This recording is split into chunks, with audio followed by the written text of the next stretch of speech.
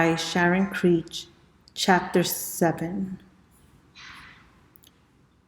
Ill or no way. Well, looky here, Graham shouted. The Illinois state line. He pronounced Illinois, exactly the way everyone in Bybanks, Kentucky pronounced it. And hearing that Illinois made me suddenly homesick for Bybanks. What happened to Indiana? Graham said. Why, you gooseberry, Graham said. That's where we've been the past 3 hours, barreling through Indiana. You've been listening to the story of Peavy and Plum missed Indiana. Do you remember Elkhart? We ate lunch in Elkhart. Don't you remember South Bend? You took a pee in South Bend. Why, you missed the entire Hoosier State, you gooseberry. He thought this was very funny. You know how it got called the Gooseberry State? He said. No, I don't, Graham said. I think she was a little angry that she had missed Indiana. Graham said, whenever you go up to a house here in Indiana, the people inside call out, who's there? All up and down the state, people are calling out, who's there? Who's there? So they got to be known as who's there? Hoosers. Get it? Gooseberry? Quit calling me Gooseberry, Graham said. Of course I get it. Just then, the road curved. It actually curved. This was quite a shock.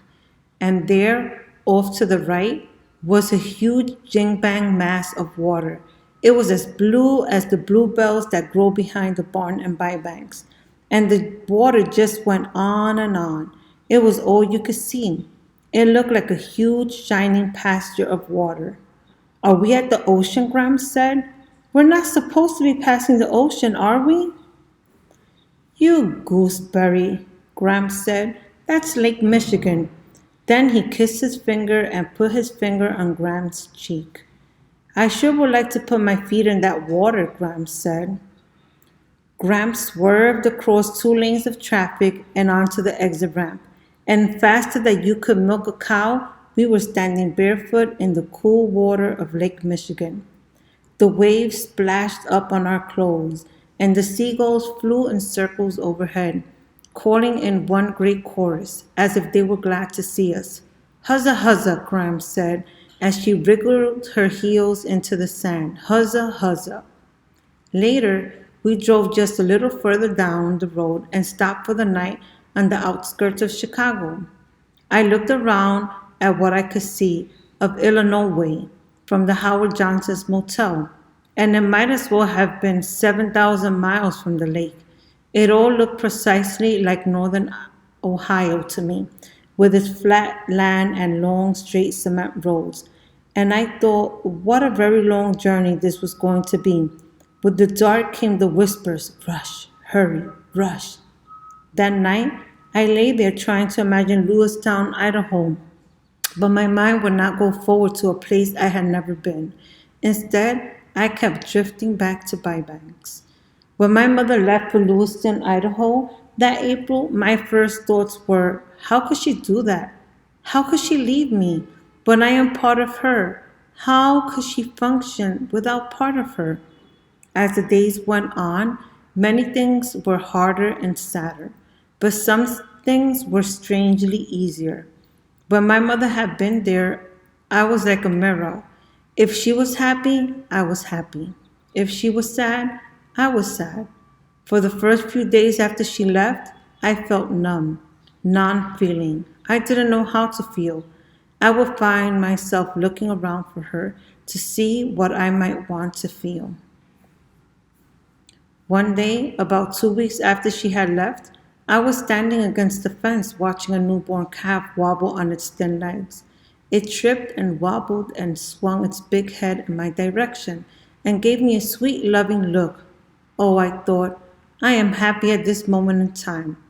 I was surprised that I knew this all by myself without my mother there. And that night, in bed, I did not cry. I said to myself, Salamanca Tree Hiddle, you can be happy without her. It seemed a mean thought, and I was sorry for it, but it felt true. In the motel, as I was remembering these things, Graham came and sat on the bed sat on the edge of my bed. She said, "Do you miss your daddy? Do you want to call him?" I did miss him, and I did want to call him, but I said, "No, I'm fine, really. He might think I was a goose if I had to call him already." "Okay then, Chickabiddy," Gramps said, and when she leaned over to kiss me, I could smell the baby powder she always used. That smell made me feel sad, but I didn't know why. The next morning, we got lost leaving Chicago, Illinois, a city of freeways that twist all around in a deliberate attempt to get people confused. We went in circles for 2 hours. I prayed and prayed, "Please don't let us get in an accident. Please get us there in time." Gramps said, "At least it's a mighty fine day for a drive." When we finally found the road that seemed to be heading west, we took it. It wasn't the one we wanted, but we followed it. We drove halfway across Illinois and then found a sign that said Route 90 North to Wisconsin. We zoomed off the next exit ramp. "Get me out of Illinois," Gramps said. Our plan was to curve across the lower part of Wisconsin, veer into Minnesota, and then barrel straight on through Minnesota, South Dakota, and Wyoming, sweep up into Montana, and cross the Rocky Mountains into Idaho. Gramps figured it would take us about a day in each state. He didn't intend to stop too much until we reached South Dakota. He was really looking forward to South Dakota. "We're going to see the Badlands," he said. "We're going to see the Black Hills." I didn't like the sound of either of those places, but I knew why we were going there. My mother had been there. The bus that she took out to Lewiston stopped in all the tourist spots. Now we were following along in her footsteps.